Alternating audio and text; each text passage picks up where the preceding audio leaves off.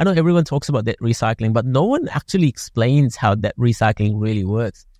Yeah, so debt recycling is simply, put in very simple terms, is paying down your, so probably the easiest example is, somebody's been paying down their mortgage for a long time and they go, we're going to go and buy an investment property. We've saved up 20%. Yeah. And we're going to put a deposit into buying an investment property, right? And they don't even think, they don't speak to their accountant. Yeah. They just go and do it, right? And then they tell their accountant after they've done the fact and go, look, I already still borrowed 80%. What debt recycling is essentially is that, you could push that into your mortgage to pay it down. Yeah. And then just use the redraw functionality of it. Yeah.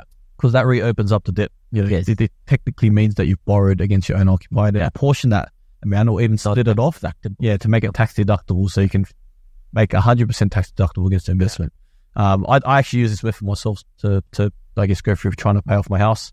And I did it time in, time out, because I just didn't want to take more leverage at the time and I just wanted to keep buying more properties.